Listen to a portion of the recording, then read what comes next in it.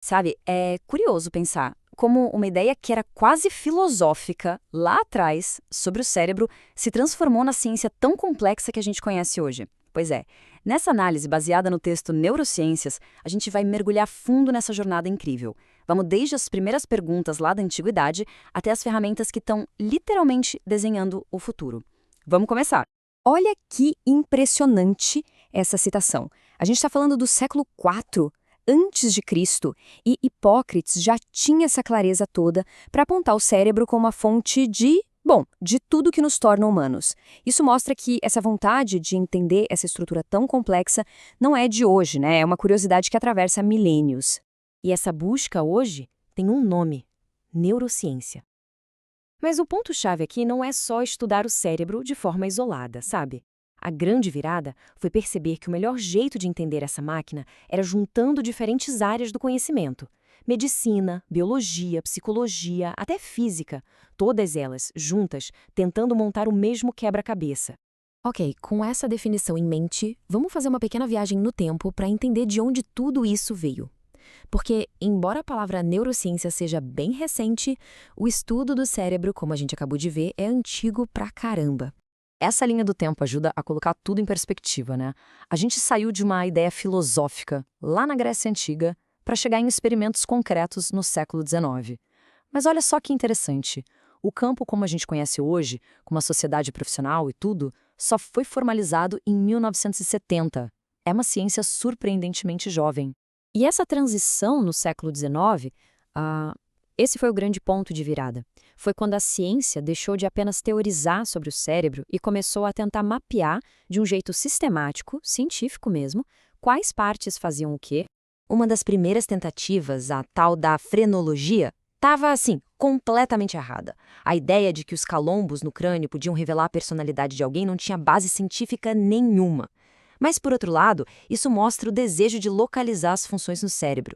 Era um impulso que, mesmo começando de um jeito meio torto, já apontava para o futuro da pesquisa. O avanço de verdade veio com um método chamado ablação experimental. A lógica era super direta e científica. Primeiro passo, observar o comportamento normal. Segundo, remover cirurgicamente uma parte bem específica do cérebro. E terceiro, observar o que mudou, o que desapareceu. Era uma forma sistemática de conectar uma área a uma função específica. E isso nos leva a uma figura fundamental, o neurologista escocês David Ferrier. Numa época em que o cérebro ainda era um mistério gigantesco, ele usou esse método de ablação de forma muito sistemática em macacos. O objetivo dele era entender especificamente como o cérebro controla os movimentos do nosso corpo. E aqui está o pulo do gato da pesquisa do Ferrier. Ao remover uma área específica do córtex, ele provocava paralisia muscular. Isso foi uma prova direta, super poderosa, de que aquela regiãozinha do cérebro era responsável por comandar os músculos. Foi, sem dúvida, uma descoberta revolucionária. E o Ferrier não estava sozinho nessa. O fisiologista alemão Hermann Munk usou a mesma técnica para mostrar que o lobo occipital, aquela parte de trás do cérebro, era essencial para a visão. Peça por peça, o mapa funcional do cérebro estava, finalmente, sendo desenhado. Certo, então vamos dar um salto no tempo direto para os dias de hoje.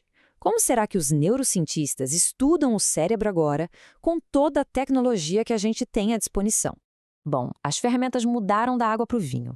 Hoje, temos métodos que não são nada invasivos, como a ressonância magnética funcional, a fMR, que consegue medir o fluxo de sangue para ver que partes do cérebro ficam mais ativos quando a gente faz alguma coisa. E, o melhor, tudo isso sem precisar de nenhuma cirurgia.